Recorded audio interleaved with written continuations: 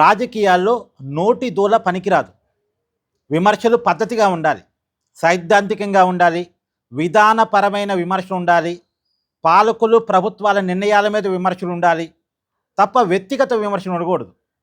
కానీ దురదృష్టం కొద్దీ రాజకీయాల్లో వ్యక్తిగత విమర్శలే జరుగుతున్నాయి. మనం చూస్తున్నాం కదా, మోడీ గారి తల్లిని తిడతారు, మోడీ గారిని తిడతారు. ఇది దేశవ్యాప్తంగా నడుస్తుంది. ఏపీలో అయితే చంద్రబాబు నాయుడు గారి కుటుంబాన్ని, పవన్ కళ్యాణ్ గారి ఇంట్లో ఉన్న ఆడవాళ్ళని తిట్టడం అనేది మనం గతంలో చూసాం. తర్వాత ఇప్పుడు తమిళనాడులో ఈ కల్చర్ మళ్ళా. ఇప్పుడు డిఎంకే అధికారాన్ని కోల్పోయింది. ఉదయనిధి స్టాలిన్ ప్రతిపక్ష నాయకుడిగా ఉన్నాడు. ప్రతిపక్ష నాయకుడిగా ఉన్నప్పుడు ఎంత హుందాగా మాట్లాడాలి. ఇప్పుడు విజయ్ ప్రభుత్వం బాగా పనిచేయకపోతే పనిచేయట్లేదు అని చెప్పొచ్చు. విజయ్ తీసుకున్న పలానా నిర్ణయం వల్ల తమిళనాడుకి నష్టం జరుగుతుందని చెప్పొచ్చు. ఇప్పుడు కావేరీ జలాల మీద మాట్లాడొచ్చు. కర్ణాటక రాష్ట్రం నుంచి తమిళనాడుకి రావాల్సిన కావేరీ జలాన్ని నీటి వాటాన్ని ఇవ్వట్లేదు అని డిఎంకే పోరాటం చేస్తుంది. ఆ పోరాటం అంతవరకు ఉంటే ఎవరికి అభ్యంతరం లేదు, పైగా అభినందనీయం కూడా. కానీ నటి త్రిషకు విజయ్కు లింకు పెడుతూ ఒక డబల్ మీనింగ్ డైలాగ్ని అక్కడ ఉదయనిధి స్టాలిన్ మాట్లాడాడు. సహజంగా ఉదయనిధి స్టాలిన్ అంటే కాంట్రవర్సీలకి కేర్ ఆఫ్ అడ్రస్. గతంలో హిందూ మతం మీద, హిందూ మత దేవుళ్ళ మీద, సనాతన ధర్మం మీద ఉదయనిధి స్టాలిన్ ఎలా మాట్లాడేవాడో మీ అందరికీ తెలుసు. కాకపోతే అప్పుడు చెల్లుబాటు అయింది, ఎందుకంటే వాళ్ళ చేతుల్లో అధికారం ఉంది కాబట్టి. ఇప్పుడు చెల్లుబాటు కాదుగా, అధికారం డిఎంకే చేతుల్లో లేదుగా. నిన్న తంజావూరులో ఒక మీటింగ్ జరిగింది, తమిళనాడు రాష్ట్రం తంజావూరులో. కావేరీ జలాల వివాదం మీద జరిగిన మీటింగ్ అది. తమిళనాడుకి కావేరీ జలాలు కావాలి, ఇది డిఎంకే చేస్తున్న పోరాటం. ఆ పోరాటంలో భాగంగా తంజావూరులో మీటింగ్ పెట్టారు.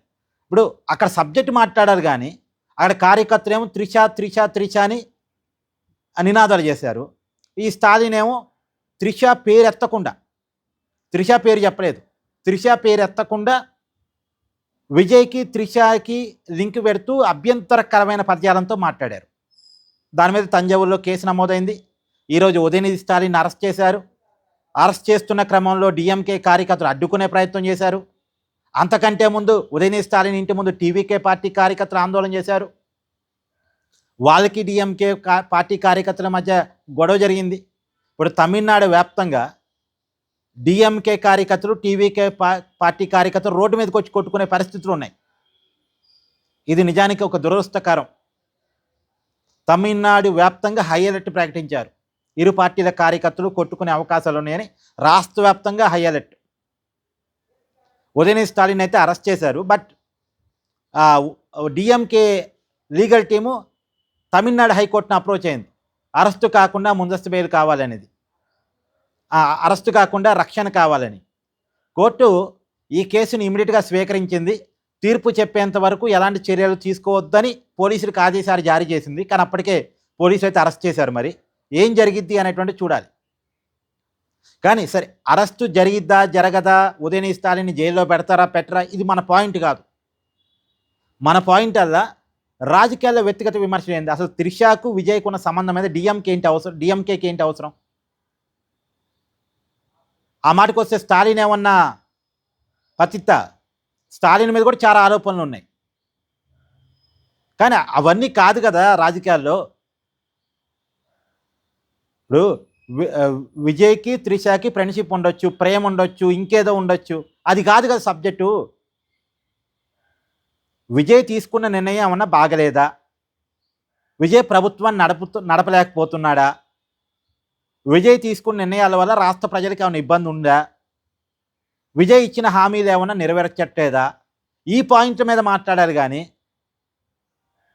విజయ్ త్రిష బెడ్రూమ్లో ఏం చేస్తా, ఇదంతా ఎందుకు అసలు? ఎవరికి అవసరమైన సబ్జెక్ట్ ఇదంతా? ఎవరి బెడ్రూమ్ వ్యవహారాలు ఇంకెవరికి ఎందుకు?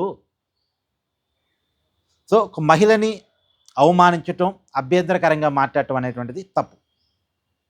ఉదయనిధి స్టాలిన్ తప్పు చేశాడు. కాబట్టి టెక్నికల్గా నేను పేరు వాడలేదు కదా అంటాడు.